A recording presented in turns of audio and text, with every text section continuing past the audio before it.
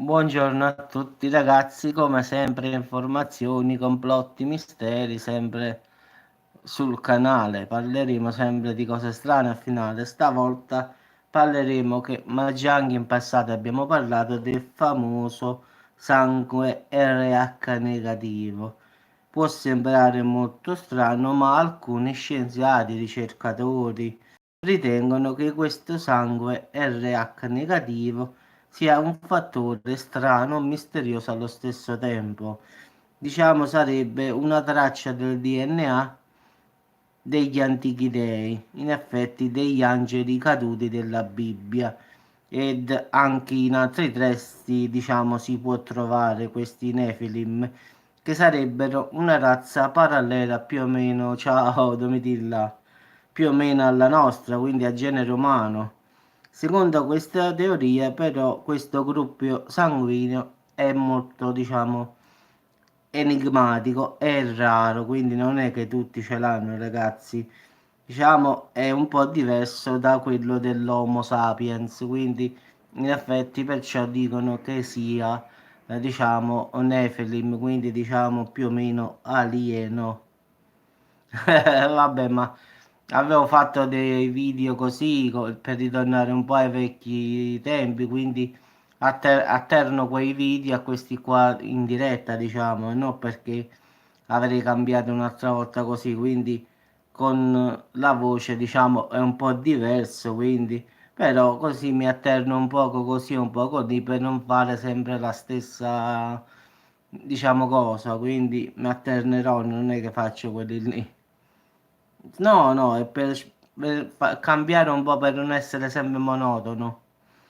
Quindi diciamo ragazzi che secondo Seper, che sarebbe uno scienziato, se l'umanità si fosse evoluta dall'antenato africano, il loro sangue non sarebbe compatibile. Quindi in effetti esistono tanti gruppi sanguigni, ma questo sangue RH negativo è molto raro, non tutti lo tengono, quindi in effetti è anche un pericolo, diciamo, perché chi ha questo sangue lo deve ricevere dallo stesso gruppo sanguigno, però è un, diciamo, un donatore universale, cioè lo può dare a tutti, ma lo riceve solo dal suo stesso gruppo sanguigno, quindi diciamo che è anche un guaio perché al finale se hai bisogno di una trasfusione devono trovare sto gruppo, invece lui lo può dare a tutti, quindi non è tanto poi bello forse.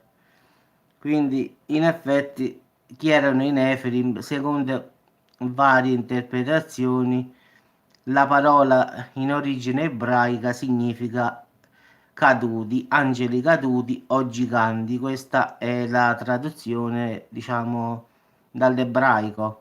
Quindi, secondo la radice della parola aramaica, io RH negativo. Sono uno di questi qua io. Io se, se perdo sangue non lo posso ricevere da...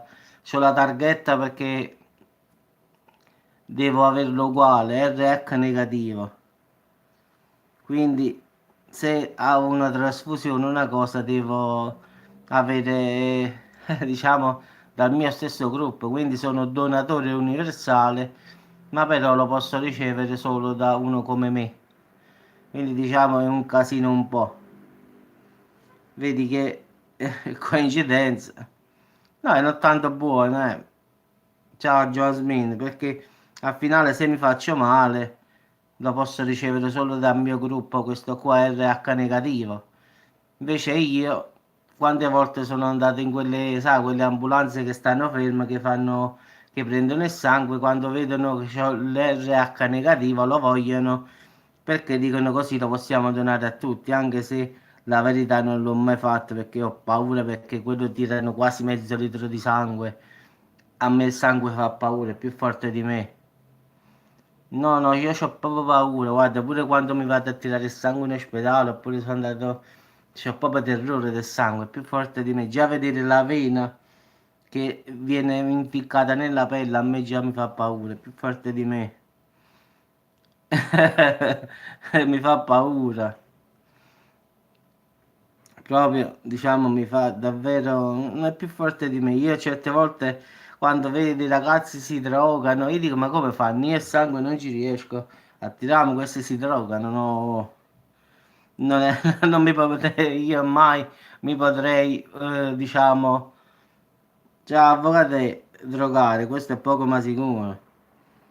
Diciamo che si ipotizza che questo RH negativo è una specie ibrida in effetti, quindi si pensa che sia una cosa fatta da, diciamo, dai Nephilim, quindi come se fosse stata fatta da persone aliene, quindi che era una specie extraterrestre, diciamo, si è mischiata agli umani e quindi poi, più o meno chi è rimasto col fattore negativo, chi col positivo e poi si sono vari, diciamo, fatti vari, diciamo, A, B, O, A, B. Sì, sì, faccio perciò so alieno io, perciò sono strano, dico. Quindi poi c'è stato AB, ABB, comunque ce ne stanno un sacco di sangue, quindi in effetti però credono che questo sangue poi a chi è rimasta la discendenza quella lì e a chi è cambiato. Sì, sì, io non sono stato operato di nulla, sì. In effetti mi sono operato solo la gamba perché me la sono spezzata di e perone. Però tutti gli organi, sì, appendice, no, non ho fatto nulla io personalmente. Io tonsille, non ho nessun organo tolto. Milza, nulla, nulla. Ti ripeto, ho solo rotto il piede perché ho avuto un incidente con la motorino, ma poi no, ho tutti gli organi, diciamo, a suo posto, di meno male.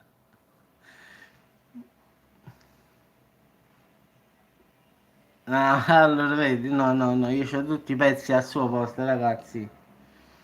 Quindi diciamo che quando si sono accoppiati questi Nephilim con questa razza, diciamo, che già stava sulla Terra, in effetti si è diviso un po' il sangue. Chi è rimasto, si è evoluto col sangue AB, chi è RH positivo, chi è RH negativo, quindi in effetti, diciamo, sono pochi quelli che hanno il RH negativo, in effetti, però ce ne sta ancora un'altra che è il RH neutro.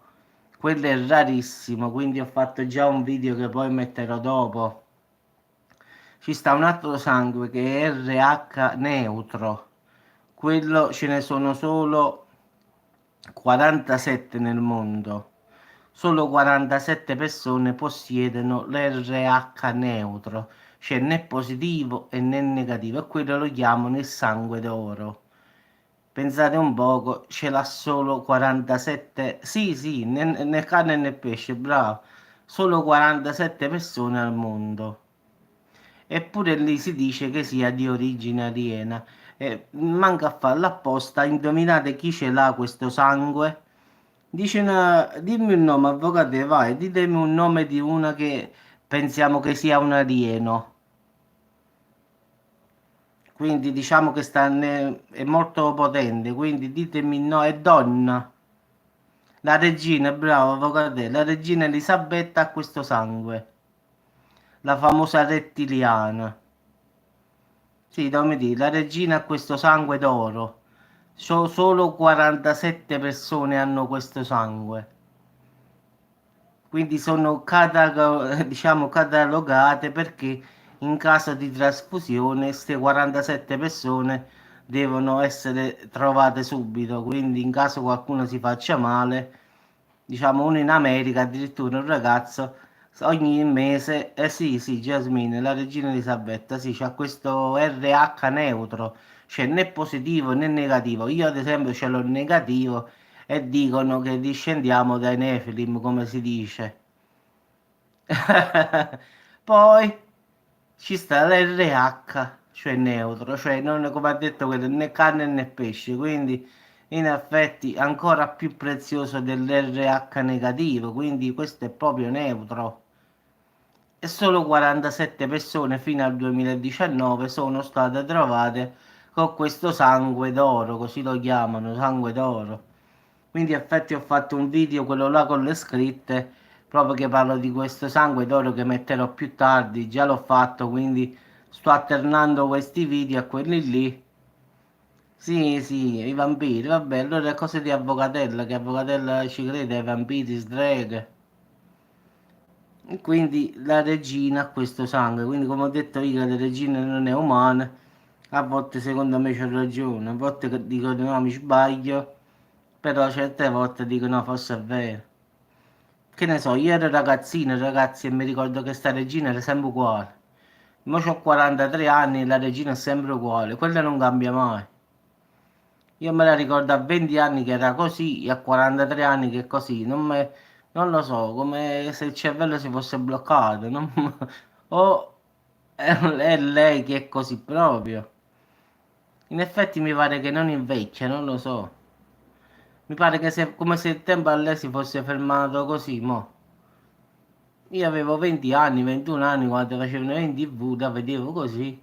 E io così me la ricordo pure mo. Boh. A volte penso che ho dei flash, io dico, ma possibile che io 20 anni fa la vedevo così e oggi la vedo lo stesso in questa maniera qua? Boh, di stranezze, ma che ne so, ma io la vedo sempre tale e quale, non invecchia mai, sta sempre bene di sé, per l'amor di Dio, io non voglio il male di nessuno, però fateci caso, questo è proprio di ferro. E non so quanti anni ha, secondo me 89, 90, sicuramente ce ne avrà questa. Sta fresca e tosta come la voglio nei 20 anni. Boh. Non lo so.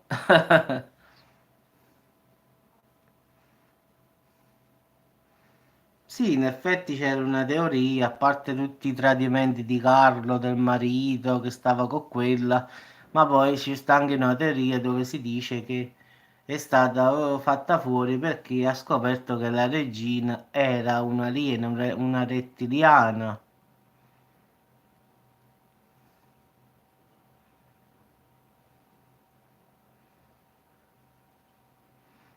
Ah sì, andavano a comando, andavano, quindi facevano l'amore programmato, si incomincia a mezzanotte e si finisce 6.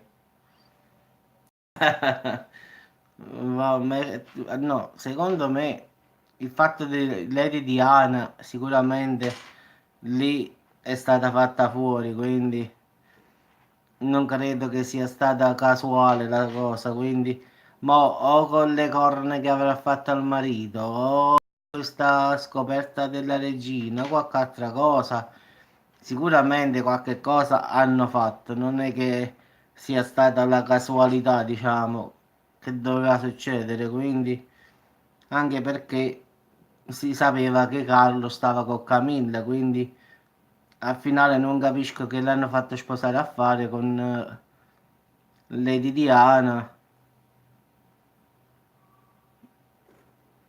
Sì, sì, quello lì era arabo, Al-Qaeda, come si chiamava lì. Però anche lei sapeva che cosa andava incontro. Sì, sì, però Diana comunque sapeva, bravo, come hai detto tu, a che cosa andava incontro. Tu pensa che quella è una famiglia reale. Pare che secondo te tu fai una cosa così, quelle te la fanno bene, ah. È come se tu sei la moglie di Totorino o del professore di Vesuviano e ti permetti di fare una cosa di questa. Quando dura? Lo so, ma purtroppo al finale vedi che è successo al finale. Adesso sta con Camilla, quindi che cambiava? Mo che era vergine o no? Cambiava i figli forse. Quindi si sapeva che se Liliana avrebbe fatto uno sguardo al principe, diciamo, avrebbe pagato caro e di fatto così è stato. Quindi anche lei è stata un po' incauta, diciamo, in questa cosa. Cioè, poi tradirlo con un principe arabo, poi è stato come uno schiaffo, diciamo, al popolo, diciamo, inglese, in effetti, quindi uno scandalo enorme. E quindi l'hanno zittita per sempre, quindi purtroppo dove ci sta il potere.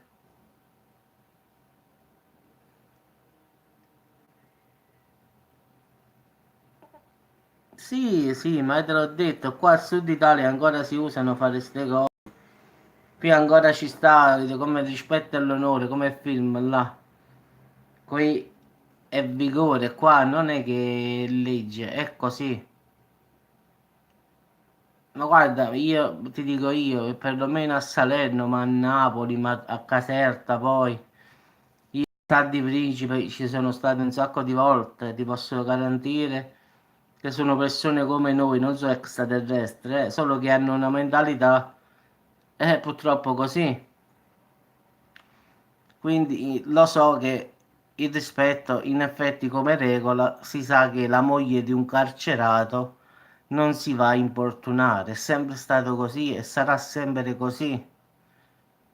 Cioè, se io qui adesso sta una signora che ha il marito carcerato, io non posso permettermi, anzi, ma io già lo so, quindi non è che me lo devono dire. Ma chiunque lo sa che non puoi permetterti di andare dalla moglie di una persona che sta in carcere perché qua ti fanno la festa. Quindi non puoi, la puoi fare franca, ma poi te la fanno pagare. Cioè, il tempo che esce il marito e poi ti fa la festa.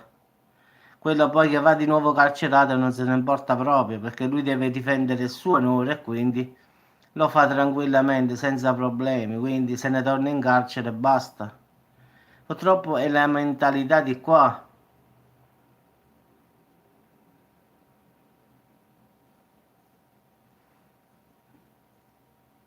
Sì, ho capito, Jasmine. Però sicuramente Lady Diana ha sbagliato fortemente, cioè mettersi contro la regina Elisabetta, anzi contro, diciamo, un regno, perché quello è un regno. Poi tradendolo con un principe arabo. E anche lei è stata incauta.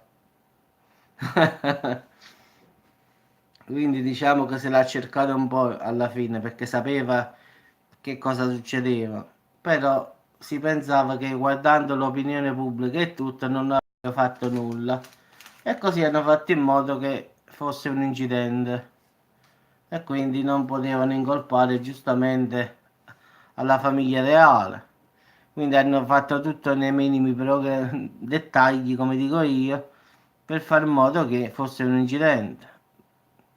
Poi giustamente con i poteri che hanno loro hanno messo a tacere tutto. Figuriamoci se... No, se spariva davano la coppa alla famiglia reale, Jasmine, quindi sarebbe stato più brutto fare così. Capì? Se spariva davano la colpa al principe o alla regina, invece così è stato un incidente. Che puoi dire? Ha sbandato con l'auto e hanno dato la colpa ai paparazzi che facevano le foto, quello per scansare i paparazzi è andato a finire lì dentro. È stato tutto bello programmato. Quindi che è inutile, ragazzi, quando ti metti contro i poteri forti è sempre così, non ci stanno santi. Povera Lady Di che però io sinceramente al suo posto non mi sarei mai sposato con un principe. Anche perché lì so che ci stanno delle regole proprio strane. In effetti tutti quanti non possono mangiare pesce perché dice che il pesce può far morire una persona. Ad esempio, ognuno di loro ha un jet privato, quindi non viaggiano mai tutti insieme. In effetti, ognuno di loro deve viaggiare su un aereo suo privato. Quindi la regina sul suo, diciamo, aereo, il principe Harry sul suo volo. Ognuno, sono tutti separati. Non ci stanno due che vanno insieme. Quindi diciamo che, vabbè, si vede che l'avevano pagato bene l'autista. Quindi, come potete vedere, hanno delle regole assurde. Quindi, immaginate che la moglie parte con un aereo, il marito con un altro, il figlio con un altro, la figlia con un altro, e poi ci vediamo tutti quanti, che ne so, a New York, faccio l'esempio. Però ogni aereo ha un pilota, ha un hostess e diciamo, la persona reale a bordo. Quindi se sono 10 di loro e 10 aerei.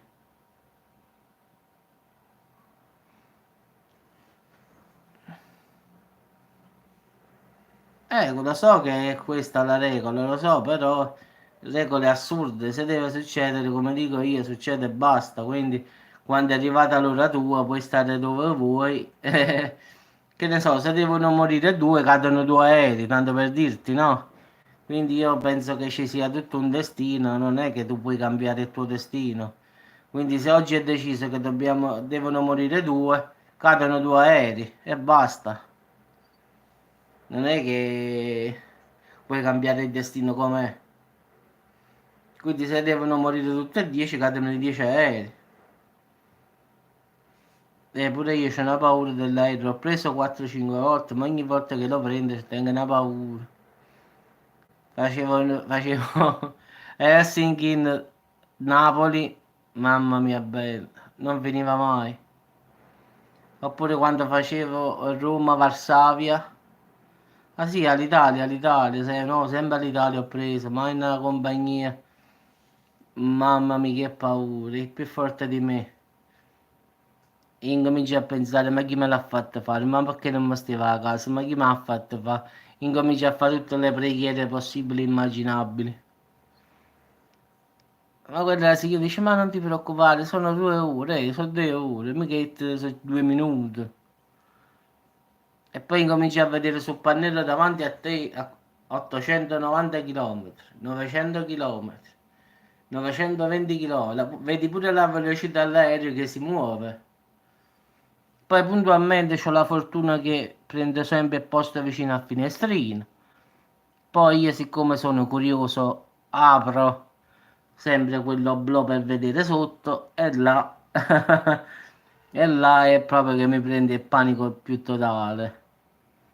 Perché una volta, una volta uno mi disse, giovanotto, ma dove siamo? Bravo, 10 ore, mamma. Mi porta le gocce, là, qualche sedativo, non lo so. Là mi serve qualcosa per dormire, sono sicuro. Dico, dottore, prima di partire datemi qualche sedativo. Devo dormire 7-8 ore, non devo capire niente. No, dorme, deve, dottore, Valium a volontà. Solo così posso arrivare a Cuba io. Ma comunque quello è vicino puntualmente e mi dice giovanotto, ma dove siamo? E io mi ricordo mi sono affacciato una volta, ho detto secondo me stiamo sulle Alpi, perché vedo solo montagne e neve. Proprio una cosa impressionante proprio guardare l'Italia da sotto. Stavamo tornando da Varsavia e quello mi dice giovanotto, può vedere dove siamo più o meno? Io ho alzato la finestra dell'oblò, ho detto secondo me stiamo in Coppa all'Alp. Cioè perché dice così? Perché vedo solo montagne, una catena montuosa piena di neve. Sì, ti giuro, si vedeva era pulito sotto, si vedeva uguale, tutta la catena montuosa delle Alpi. Difatti dopo poco ho visto Trento, che ho riconosciuto, perché ci sono passato un sacco di volte col camion e si vedeva bello limpido, non ci stavano nuvole, nulla. Il brutto è che quando non vedo nulla sotto, che stanno le nuvole, stiamo al di sopra delle nuvole, non vedo nulla, lì c'ho il terrore, che vedo solo quelle cose a fianco a me, dici ma è possibile che stiamo vicino a ste cose? No, no, l'aereo è la cosa che più mi terrorizza. La nave sì, mi ha fatto paura una sola volta, però la riprenderei in effetti la nave, ma l'aereo no. L'aereo è quello che mi ha fatto più paura. La nave pure mi sono messo paura una sola volta al ritorno a ottobre. Abbiamo trovato a mare a Forza 7, mamma mia bella, aiutaci tu. Chi saliva, chi scendeva, chi vomitava, non si capiva nulla sulla nave, ma era una nave carica commerciale, tutta carico di merci, stavano sopra 1000 camion, 2000 camion, non lo so quanti ce ne stavano. Quindi era una piattaforma esagerata. Sì, andiamo sulle Alpi. Dei stu film, avvocato? Quando quelli sono arrivati, sono morti sulla neve e si mangiavano l'un per l'altro. Vabbè, finisci i film, avvocato? Guarda, stasera alle 9, 10, anzi a mezzanotte, mettiti sul cellulare vicino a tu, metti l'esorcista e te lo vedi da mezzanotte fino all'1:30 e poi ti vai a dormire. Bello, capì? A mezzanotte. Chiudi tutte le persiane per fare, vabbè, già è notte, quindi non puoi fare l'atmosfera. Accendi una bella candela, proprio al lume di candela, accendi, accendi proprio la TV, metti l'esorcista, mi raccomando, quello originale, e te lo guardi. Quello dura un'ora e mezza, mi pare, quindi all'una e mezza ti vai a dormire, ecco. Una bella serata horror. Figurati, io non ho paura. Guarda, immagina. No, guarda, io l'ho guardata a mezzanotte, non mi fa nulla, ragazzi. Dopo, quando incominci a camminare per la casa, poi mi guardo intorno. Incominci a vedere pure i mostri. No, sto vicino al computer, mi guardo qualche film di paura, tipo Esorcist, perché me li guardo pure a tarda notte. Poi mi guardo intorno e incomincio a vedere se vedo qualche cosa di strano. Ciao Marinella. Vabbè, alla fine, quindi, i film di paura, horror, fantascienza, sono come esce qualche film per cinema, subito. Non mi interessa. Io mi ricordo quando uscì It, il pagliaccio, quella versione nuova, siamo andati subito al cinema a guardarlo. A finale non è che è stato proprio pauroso, pauroso. Però c'è stata qualche scena quando camminava sull'acqua, veloce, veloce, e lì c'è stato quell'attimo di paura. Poi era più bello l'originale, quello dei bambini. Invece l'esorcista, ragazzi, fa sempre paura. Te lo puoi vedere, sì, te lo puoi vedere 100 volte, ragazzi, quello fa paura. I film che più mi sono rimasti in testa a me sono l'esorcista, l'eretico, l'esorcista, l'eretico. Poi Poltergeist, la famosa bambina biondina che morì pure giovane. Poi la casa, dove i demoni quando leggono quel libro escono tutti i demoni fuori. Diciamo questi film qua sono quelli là più che ti fanno The Omen, il presagio. Questi qua sono quelli più che... Oppure ultimamente ho visto The Nun, quella lì della... Sì, la Genesi pure. The Nun è quella lì che sta diciamo, nel monastero, che vanno a prendere il fatto che ci sta sta suora che è indemoniata e che il ragazzo li porta lì a castello perché il prete vuole vedere che cosa ci sta. The Nun pure fa paura. No, ma ci sono parecchi che il presagio, ad esempio, pure The Omen, pure mi è piaciuto molto, la verità. Ma sono tanti i film belli a finale. Vabbè, ragazzi, vi saluto, ci sentiamo più tardi. L'esorcista quando uscì, la gente qui a Salerno veniva, andava all'ospedale, non si sentiva bene. Mi ricordo che quando è uscito nelle sale a Salerno, parecchi non si sono sentiti bene. A parecchi cinema di Salerno sono stati bloccati. Sì, sì, io l'ho vista tutta la trilogia. The Omen, il presagio. Finché non diventa il capo delle forze armate e poi viene fatto fuori, in effetti. È bello tutti e tre a finale. Ciao ragazzi, buona giornata a tutte e ci sentiamo più tardi. Ciao a tutti.